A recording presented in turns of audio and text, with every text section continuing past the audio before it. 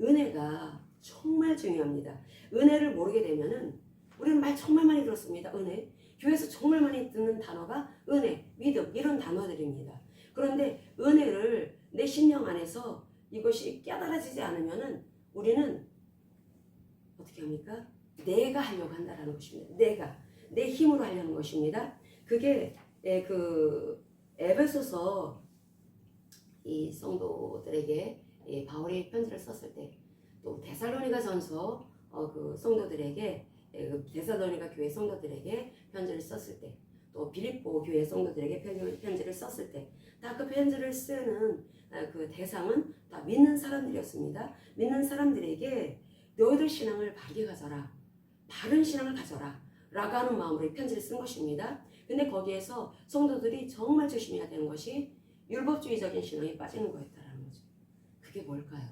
율법주의적인 신앙에 빠지는 것은 우리가 그것을 너무 교류화시키고 너무 그것을 어렵게 만들어 버렸어요. 그게 뭐냐면 내가 하려고 한다라는 것입니다. 내가 믿어보려고 한다라는 거죠. 내가 하려고 하는 것은 다른 종교 사람들 다 그렇게 합니다. 근데 교회 안에서 내가 하려고 한다라는 거죠. 내가 나의 믿음을 의지합니다. 내가 나의 하나님에 대한 하나님의 신관을 의지합니다. 내가 하려고 하고 내가 열심을 내고 내가 그렇게 노력을 하면서 하나님이 기뻐하실 거다라고 생각을 하는데, 하나님이 말씀하시는 것은 그게 아닙니다. 그것은 육신을 따르는 삶이다. 그 끝은 사망이다 라고 말씀을 합니다. 그러니까 우리가 지옥 간증을 보면은 교회 다니면서 지옥 간 사람들이 그렇게 많다라는 거죠. 교회 다니면서 지옥 간 사람들, 목사들 그렇게 많다라는 거죠. 목사 잘못 만나서 지옥 간 성도들 그렇게 많다라는 거죠. 그러면 그 목사들이 뭐를 가르친 것일까? 은혜를 율법주의적으로 해석을 한 것입니다. 성경을 보긴 봅니다. 성경을 보긴 보는데 정말 중요한 핵심적인 것을 제가 깨달아서 그것을 성도들한테 가르쳐야 되는데 그것을 놓쳤다라는 거죠. 그들도 사실은 피해자입니다. 교회 다닐 때 그렇게 배웠으니까 그게 진짜 맞는 말씀으로 여겼다라는 거죠. 그게 교회의 전통입니다. 그게 조상적부터 내려온 기독교인들의 그 조상적부터 내려온 전통을 붙잡은 것이고, 이 전통을 붙잡을 때 결국은 그 전통이 너를 망치는 것이다. 그래서 예수님께서도 그렇게 말씀하지 않습니까? 이 바리새인들에게, 서기관들에게 너희들이 붙잡은 그 전통이 바른 전통이 아니라 너희들이 율법주의적으로 그 말씀을 해석한 전통이다. 그게 뭐냐면 내가 해석을 한 것입니다. 그 조상들이 내가 해석을 했다라는 거죠. 내가 알고 있는 그 지식으로 하나님을 해석을 한 것입니다. 그것이 바로 하나님의 신관, 하나님에 관련돼서 내가 아는 것을 알았다라고 착각하는 것이 잘못된 신앙인데, 그런 신앙관을 가지고 있는 사람들이 오늘날에 세고 셌습니다. 너무나 많이 있습니다. 그런 사람들이 은혜를 놓치고 있다라는 거죠. 그래서 종교다원주의라고 하는 것은 무엇이냐? 이 종교다원주의에서 우리가 이 부분을 그 에베소서 5장 9절에서부터 10절까지 말씀을 찾겠습니다. 에베소서 5장 9절에서 10절. 여러분들이 이걸 확실하게 알아야지 사람들이 물어볼 때 확실하게 답변을 해야 합니다. 아유, 우리는 죄인이니까요. 얼렁뚱땅 말하면 사람들 말은 안 해도 다 듣습니다. 다 돌아섭니다. 이 그래서 죄인이기 때문에 왔습니다. 죄인이기 때문에 왔는데 이것을 우리가 말씀 안에서 이것을 제대로 설명을 해줘야 된다라는 거죠. 에베소서 5장 9절에서부터 10절까지 말씀 같이 이렇게 8절에서부터 10절까지 읽겠습니다. 너희가 전에는 어둠이더니 이제는 주 안에서 빛이라. 빛의 자녀들처럼 행하라. 빛의 열매는 모든 착함과 의로움과 진실함에 있느니라. 주를 기쁘시게 할 것이 무엇인가 시험하여 보라. 아멘. 여기에서 그 빛의 열매가 착함과 의로움과 진실함에 있다라고 말씀을 합니다. 선한 것. 다른 종교 사람들도 선하게 살아라. 다른 종교도 선하게 살아라 라고 말을 합니다. 그리고 의롭게 살아라, 정의롭게 살아라 라고 말을 합니다. 그리고 그들이 말하는 진실하게 살아라. 여기 원래 그 깊은 의미는 그게 아닌데 이게 구약하고 연결된 말씀인데, 어쨌든 종교다원주의 사상이 왜 나왔는지를 알아야 합니다. 이 종교다원주의 사상이 나온 것은 다른 종교에서도 착하게 살아라, 의롭게 살아라, 정의롭게 살아라, 그리고 진실하게 살아라 라고 얘기를 합니다. 그렇기 때문에 이 예수만 믿는 것뿐이 아니라 다른 종교를 믿는다 하더라도 우리는 그 사람들을 다 받아줘야 된다라고 말하는 사상이 종교다원주의 사상입니다. 근데 이 종교다원주의가 뭐를 놓치고 있는 거냐면 우리 삶의 기준, 내 삶의 기준, 우리 한별의 삶의 기준이 뭐예요? 그걸 확실하게 해야 합니다. 내가 삶의 목적이 무엇인가? 그걸 확실하게 해야 합니다. 우리 모두가 삶의 목적이 어디에 있을까? 내가 오늘도 숨을 쉬는 이유, 내가 오늘도 살아있는 이유, 내가 오늘도 힘을 내서 오늘도 그래도 한번 으쌰으쌰 한번 해볼 수 있는 이유, 그 삶의 목적이 확실해야 합니다. 하나님 말씀하십니다. 너희들의 인생들은 하나님의 형상으로 지어졌기 때문에 하나님 떠나서 살 수가 없다. 그래서 하나님을 항상 너희들의 마음 안에 모시고 살아야 한다. 그런데 우리는 하나님 모실 수 없는 죄인들입니다. 다 자기 중심으로 살아갑니다. 그래서 우리는 타락한 자아를 가지고 있는 존재들이다 라고 하는 것을 알아야 된다라는 거죠. 아무리 그 사람이 착하게 산다 하더라도, 아무리 그 사람이 종교를 창시한 석가모니라 할지라도, 공자 맹자라 할지라도, 마호메트라 할지라도 그 사람은 죄된 본성을 가지고 있습니다. 이 타락한 본성을 가지고 있습니다. 이 타락한 이 자아를 가지고 있다라고 하는 것을 안다면 이 사람들의 삶의 특징이 있어. 모든 인류, 아담의 죄를 지은 그 아담의 첫사람 아담의 DNA를 가지고 태어난 모든 사람들은 이 타락한 자아를 가지고 있기 때문에 이 타락한 본성의 그 결과 어떻게 살아갑니까? 모든 것을 자기 중심적으로 사고하고 판단합니다. 자기 중심적으로 사고하고 판단하고 살아간다라는 거죠. 그로 인해서 결과는 멸망받아 지옥 가는 것입니다. 그래서 하나님께서는 그리스도를 보내심을 통해서 우리를 구원하시기 위해서 창세기 3장 15절에 말씀을 주신 것입니다. 그래서 우리가 구원받은 사람은 어떤 존재인지를 알아야 합니다. 구원받은 존재, 구원받지 않았을 때 다른 종교를 믿는 사람들은 다 자기가 기준된 삶을 살아가죠. 자기가 늘 기준이 되어서 자기가 착한 일을 하려고 합니다. 정의로운 일을 하려고 합니다. 그 기준은 어디에 있습니까? 자기 자신의 사상에 있다는 것입니다.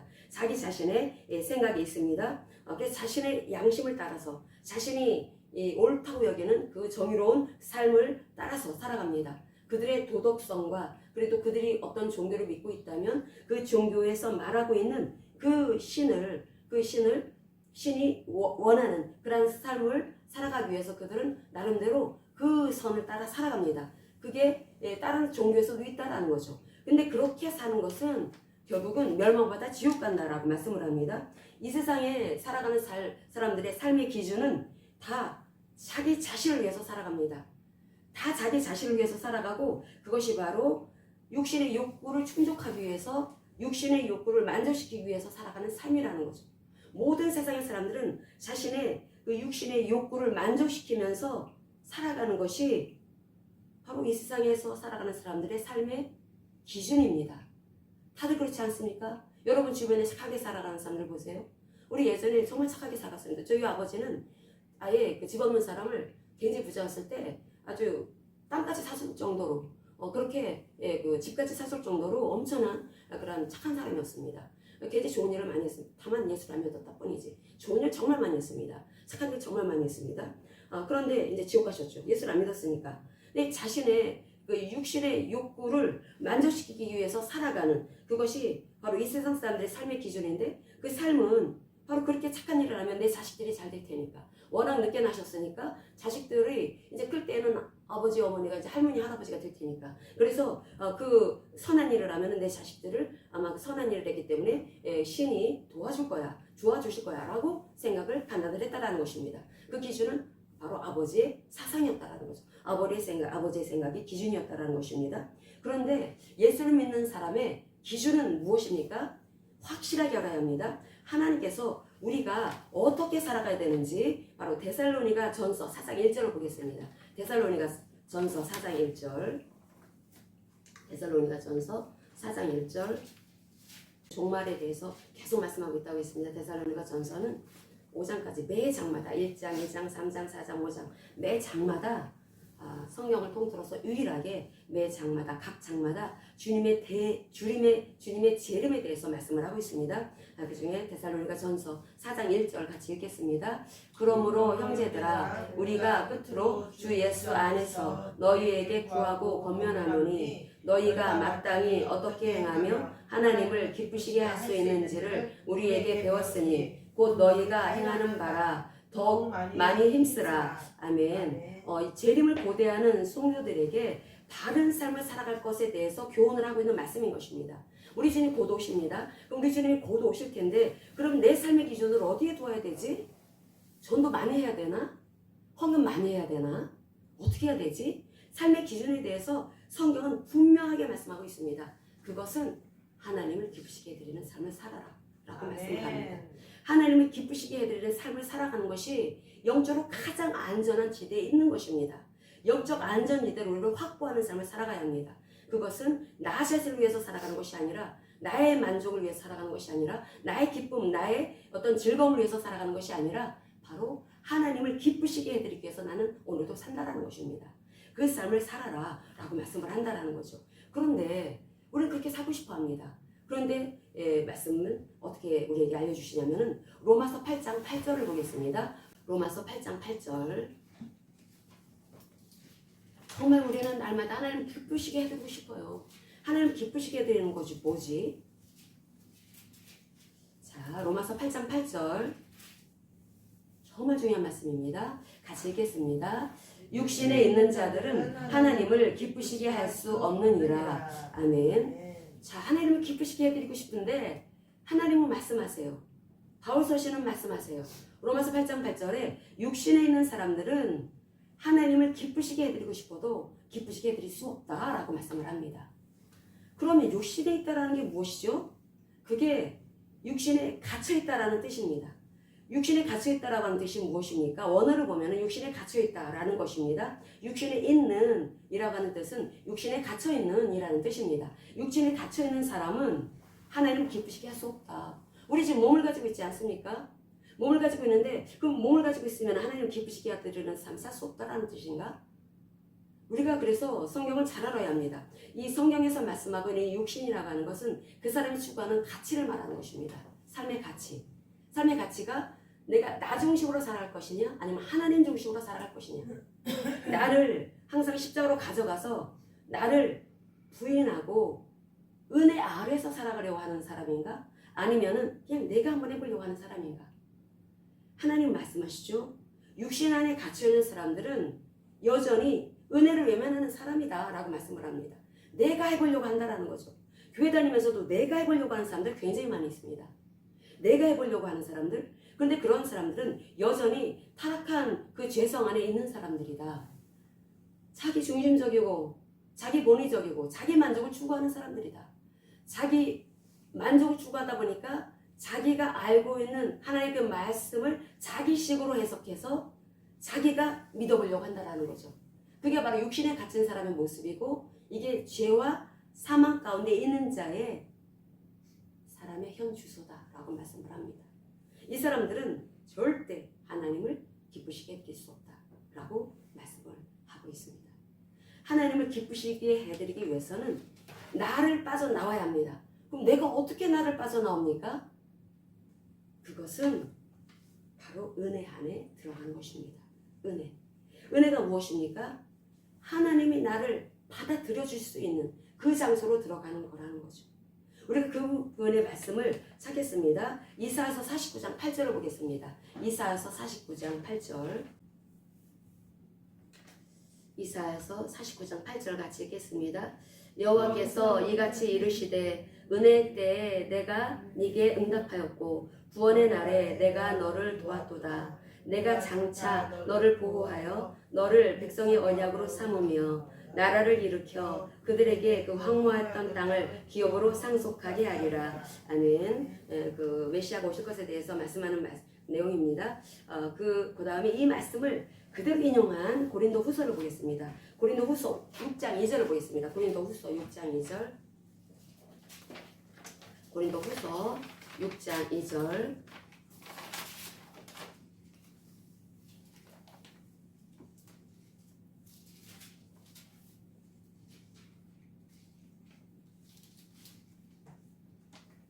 읽겠습니다. 이르시되 내가 은혜 베풀 때 너에게 듣고 구원의 날에 너를 도왔다 하셨으니 보라 지금은 은혜 받을 만한 때요 보라 지금은 구원의 날이로다. 아멘.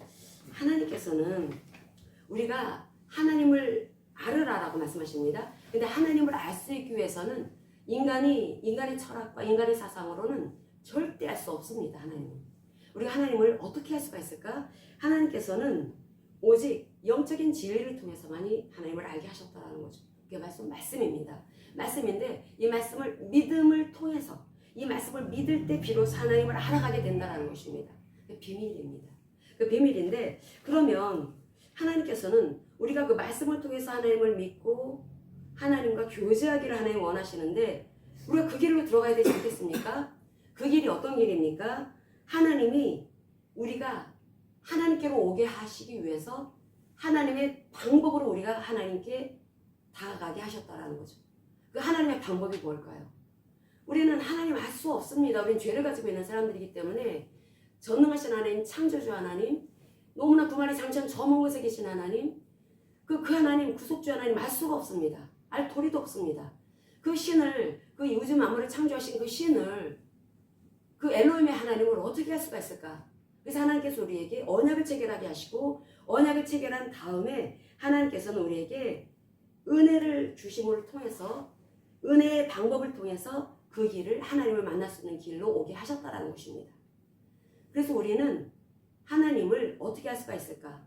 진리의 말씀을 통해서 알 수가 있고, 그 진리의 하나님을 우리는 은혜를 통해서 알 수가 있게 되는 것입니다. 은혜를 통해서. 그러면은 우리가 해야 되는 일이 무엇입니까? 은혜를 의지해야 된다는 거죠. 사람들이 신앙생활 하면서도 자기의 힘으로 의지하고 자기의 지식을 의지합니다. 자기의 믿음을 의지합니다. 하나님 말씀하십니다. 다 네 힘 빼라. 너 십자가로 가야 된다. 네가 하려고 하면 안 된다. 네가 하려고 하는 것이 아니라 은혜를 의지해라 라고 말씀을 합니다. 하나님께서 십자가에서 은혜를 베풀어 주셨습니다. 그 은혜를 의지하라 라고 말씀하십니다. 저와 여러분들이 그리스도 안에 머물러 살게 된 것은 그 그리스도의 은혜 때문입니다. 하나님께서는 이 안에 살고 있는 새로운 피조물 된 우리들에게 계속 말씀하십니다. 네 힘 빼. 네가 하려고 하지 마. 은혜를 의지해 라고 말씀을 합니다. 계속 은혜를 의지해. 은혜를 의지하라고 하십니다. 이 은혜를 은혜되게 하기 위해서 우리는 정말 중요한 것이 이 은혜가 무엇인지를 알아야 합니다. 은혜가 이 원어를 보면은 라촌이라는 단어인데 히브리어로 받아들여 주시는 이라는 뜻입니다. 은혜를, 하나님이 우리에게 은혜를 베풀어 주셨다라고 하는 것은 하나님이 우리를 받아들여 주신다라는 뜻입니다. 우리 죄악 가운데 있는 사람들입니다. 근데 하나님께서 우리를 받아들여 주신다라는 거죠. 죄를 가지고 있지만 하나님께서 우리에게 예수가 그리스도로 사신 일을 믿을 때 우리를 의롭다라고 하나님의 의를 부어주심으로써 우리 이제 받아 품어주신다라는 것입니다. 그래서 은혜의 때라고 하는 것은 연락의 때다라고 말할 수가 있습니다. 연락해 주신다라는 것입니다. 그런데 이것이 언제까지나 있는 것이 아니라 지금은 은혜 받을 만한 때요, 지금은 구원의 때로다. 기간이 있다라는 것입니다. 기간이 있는데 예수님이 이 땅에 오시면 그 기간이 딱 끝나는 것입니다. 지금 우리는 그 은혜의 때를 살고 있습니다. 우리를 받아들여 주시는 그 때를 우리가 살고 있습니다. 그러면은 이 은혜를 하나님이 죄악 가운데 있는 나를 하나님께서 십자가의 그 피사람을 통해서 나를 받아들여 주십니다. 나를 연락해 주십니다. 연락해 주신다면 이제는 어떻게 살아가야 될 것인가? 그게 너무나 중요합니다. 우리가 고린도 후서 5장 15절을 보겠습니다. 고린도 후서 5장 15절. 여러분들이 이 말씀을 잘 알아야 여러분 옆에 정말 좋은 친구들 있지 않습니까? 정말 착하게 살고 정말 흠잡을 데 없는, 그런데 다만 예수만 안 믿는 것 뿐이에요. 이런 사람들한테 무엇을 전해야 됩니까? 이 말씀을 전해야 된다는 것입니다. 그들이 품고 있을 수 있을 종교다운주의 사상, 그런 것들이 그게 잘못된 거라고 하는 것을 확실하게 말해야지, 우리 목사님이 종교다운주의 잘못된 거래, 그것은 안 맥힙니다. 제대로 알고 전해야 되겠죠? 고린도 후서 5장 15절의 말씀 같이 읽겠습니다. 그가 모든 사람을 대신하여 죽으심은 살아있는 자들로 하여금 다시는 그들 자신을 위하여 살지 않고 오직 그들을 대신하여 죽었다가 다시 살아나신 이를 위하여 살게 하려 함이라. 아멘. 자, 우리가 은혜를 받았습니다. 우리 죄악 가운데 있는 사람이었습니다. 아무리 17명을 죽인 김대두 같은 사람도 나중에 깜방에서 사형집행되기 전에 예수를 영접해서 예수를 믿고 그 주변에 그 깜방에 있는 사람들을 전도를 했다라는 거예요. 아무리 많은 사람을 죽였다 하더라도 그 사람 하나님이 연락해 주셨습니다. 그러면은 그렇게 하나님이 받아들여 주신 것은 참으로 극악한 죄인이었다 할지라도 예수님이 그리스도로 사신 그 일을 믿었기 때문에 받아들여 주신 것입니다. 아멘. 받아들여 주셨는데, 자, 이런 은혜를 받았으면 이제 어떻게 합니까? 그 은혜를 헛되게 하지 말아라. 그 은혜를 헛되이 받지 말라라고 하는 말씀을 합니다. 이게 하나님의 은혜를 헛되이 받지 말라라고 하는 말씀 우리가 다른 말씀에서 볼 수가 있습니다. 그런데 이것이 무슨 뜻이냐면은 아무것도 안 하고 있으면 안 돼 라는 뜻입니다. 너 하나님의 은혜 받았지. 너 하나님 너 연락해 주셨거든. 너 하나님이 너 받아들여 주셨어. 그것도 기쁘게 받아들여 주셨어. 은혜라고 하는 뜻은 하나님이 우리를 기쁘게 받아들여 주셨다라는 뜻입니다. 이렇게 기쁘게 받아들여 주셨으면 이제 너 아무것도 안 하고 있으면 안 된다. 하나님이 그렇게 기쁘게 받아주셨으니까 이제 너는 하나님을 위해서 살아야 돼. 이 말씀을 하고 있습니다. 이제 하나님을 위해서 살아가야 합니다. 그분이 나를 위해서 대속해서 죽으신 대속 제물이 되주셨기 때문에 이제 나는 나를 위해서 사는 것이 아니라 나에게 그 은혜를 베풀어 주신 그리스도를 위해서 살아가야 된다라는 거죠. 이게 무슨 뜻입니까? 은혜를 의지하고 살아가라 라는 말씀입니다. 이제 네가 해야 되는 일은 은혜를 의지하는 것이다. 네가 하려고 하면 안 돼. 너 그동안에 하나님과 원수지간이었잖아. 그 원수지간이었던 너는 죽어 멸망받아 지옥 갈 수밖에 없었어. 그런데 하나님이 너를 예수가 그리스도로 사신 그 일을 믿을 때 그냥 기쁘게 너를 연합해 주셨어. 받아들여 주셨어. 그렇다면은 네가 해야 될 일이 무엇이야? 메시아께서 그리스도께서 너를 대속하신 희생 제물이 되셨기 때문에 너는 이제 그분을 위해서 살아야 돼. 그분을 위해서 산다라는 것은 그분이 우리에게 베풀어 주신 은혜를 의지해서 살아가라라는 뜻입니다. 우리가 오늘도 내 생각이 내 어떤 감정이 속에서 톡톡 올라올 수가 있습니다. 그럴 때 우리는 나라고 하는 존재를 항상 은혜를 베풀어 주신 그 십자가의 주님께로 보내야 된다라는 거죠. 나를 살면 안 되고 그 은혜를 의지해야 된다라는 것입니다. 나를 대속해서 죽으신 그 주님을 의지해야 된다라는 거죠. 그게 바로 은혜를 의지하는 삶을 살아가는 것입니다. 그게 삶이다. 그게 성령을 의지하는 삶이다. 그렇게 살 때 너희들에게 기쁨이 임하게 될 것이다 라고 말씀을 합니다. 아무것도 가진 것도 없고 내세울 거 아무것도 없어도 기쁠 수 있습니다. 왜 그럴까요? 나를 의지하지 않고 은혜를 의지하고 성령을 의지하니까 성령께서 우리에게 그런 은총을 주셨다라는 거죠. 우리는 갈라디아에서 그 말씀을 봅니다. 갈라디아서 5장을 보겠습니다. 갈라디아서 5장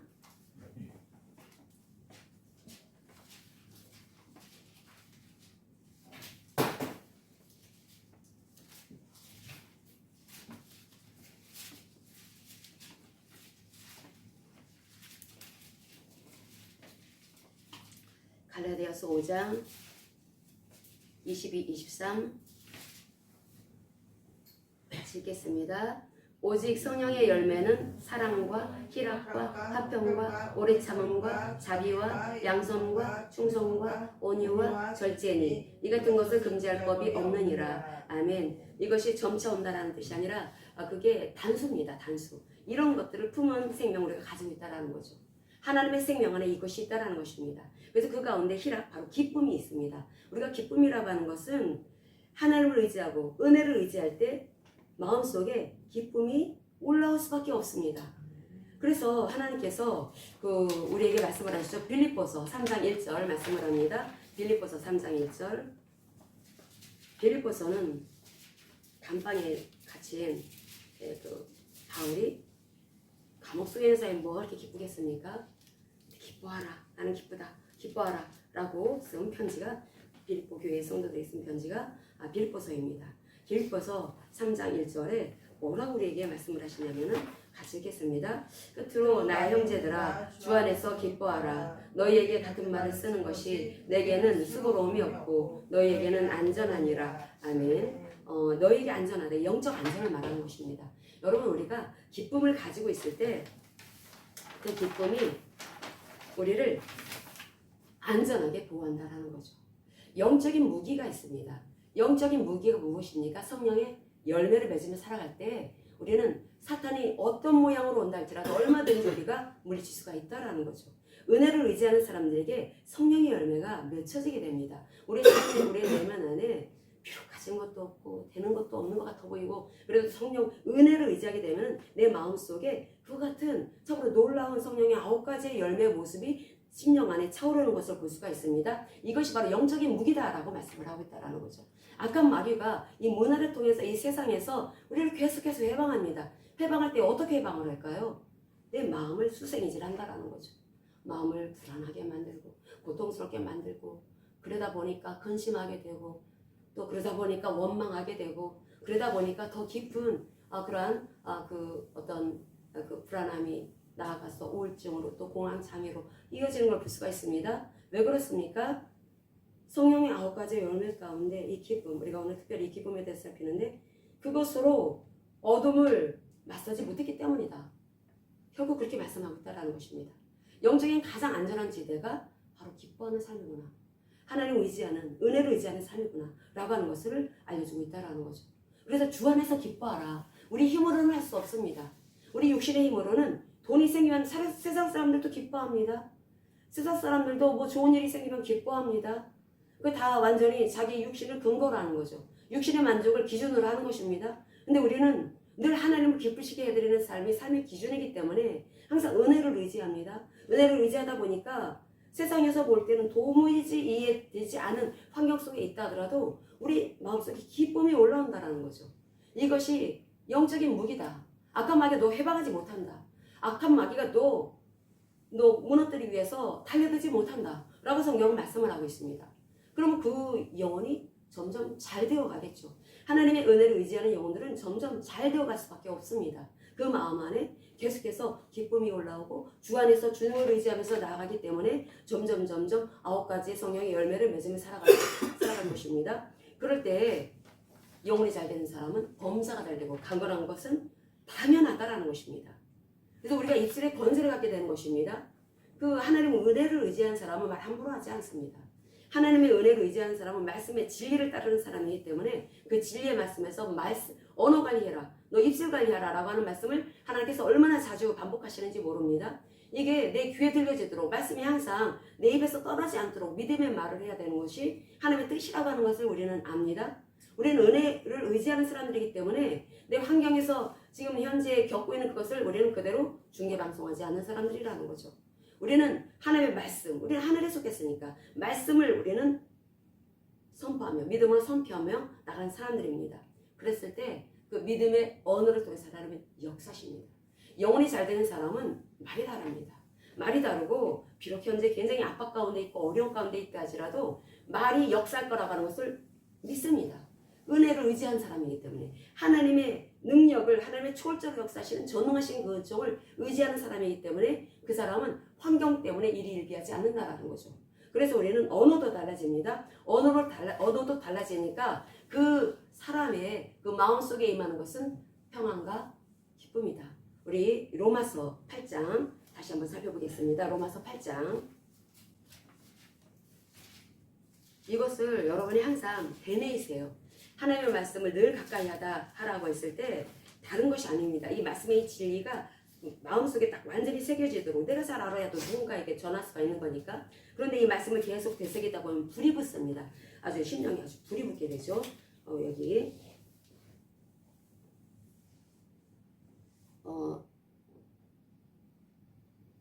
6장 5절에서부터 6절까지 8장 로마서 8장 5절에서부터 8절까지 읽겠습니다. 육신을 따르는 자는 육신의 일을, 영을 따르는 자는 영의 일을 생각하나니 육신의 생각은 사망이요 영의 생각은 생명과 평안이니라. 육신의 생각은 하나님과 원수가 되나니 이는 하나님의 법에 굴복하지 아니할 뿐 아니라 할 수도 없음이라. 육신에 있는 자들은 하나님을 기쁘시게 할 수 없느니라. 아멘. 그래서 우리가 은혜를 의지해야 되는 것입니다. 나로 하려고 하면 안 된다라는 거죠. 그래서 은혜를 의지할 때 그때 성령 의지하는 그 사람한테 오는 것은 생명과 평안이다. 그래서 우리에게 항상 생명이 넘쳐나는 삶을 살아갈 수 있도록 하나님께서는 십자가와 부활의 복음을 통해서 우리에게 그 은혜를 허락해 주셨습니다. 근데 그 은혜는 언제까지나 영원토록 있는 것이 아니라 기간이 있다라는 거죠. 지금 은혜 받을 만한 때를 우리는 살아가고 있습니다. 예수님이 다시 오실 때는 그때는 모든 것이 끝납니다.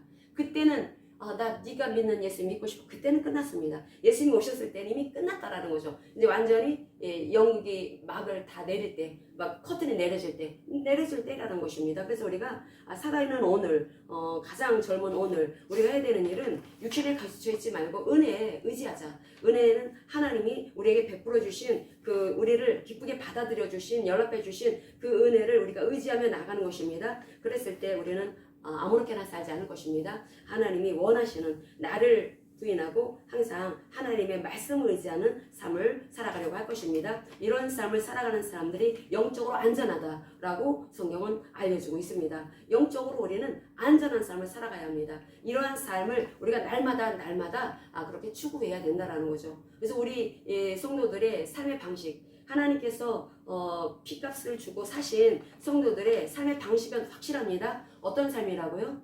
하나님을 기쁘시게 해드리는 삶입니다. 하나님을 기쁘시게 해드리는 삶. 이런 삶을 살아가는 사람들과 이 다른 종교의 그 종교다원주의를 주장하고 있는 다른 교회, 목사, 성도, 장로 이런 사람들과 확실하게 구별되는 것, 그것이 무엇입니까? 바로 이 사람들은, 그 사람들은 육신을 따르는 사람들이고 그 사람들 다 100% 지옥 갑니다. 근데 우리들은 어떤 사람들입니까? 바로 하나님의 인도 가운데 있는 사람들이다. 이런 사람들을 새로운 피조물이다 라고 말씀을 합니다. 그 말씀 읽으면서 오늘 말씀 마무리 짓도록 하겠습니다. 고린도후서 5장.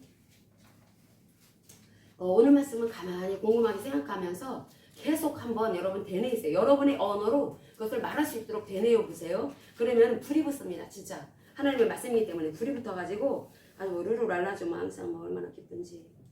세상 사람들은 이해가 안 되겠죠. 가진 것도 없고 내세운 것도 없고 알아주지도 않고 뭐 상관없습니다. 하나님이 함께 계시는데.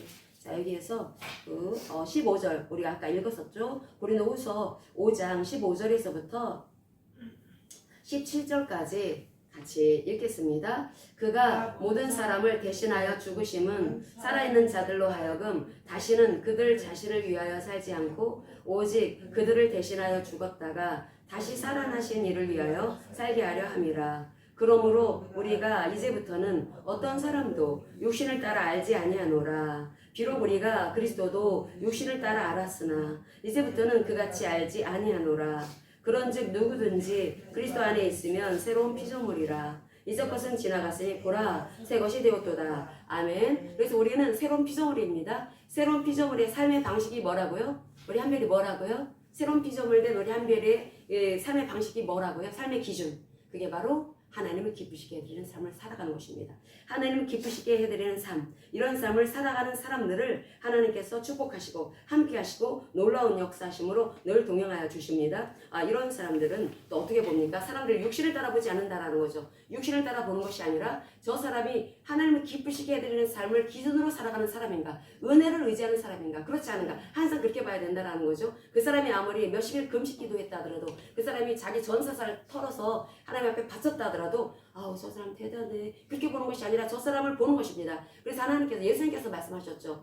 껍데기로 보지 마라. 껍데기 보지 말고 그 열매로 봐라. 열매로 보는 것이 뭐 재산 다 바쳐가지고 헌금하고 뭐 전도 많이 하고 뭐 그렇게 하는 그런 걸로 보는 것이 아니라 그 사람이 하나님을 기쁘시게 해야 되는 것이 삶의 기준인 사람인지, 그러면 삶의 열매로 나타날 수밖에 없다는 것입니다. 그런 사람은 자기를 부인하고 은혜를 의지하기 때문에 자기를 내세우지 않습니다. 그런 사람들은 바로 항상 긍휼이 넘쳐나죠.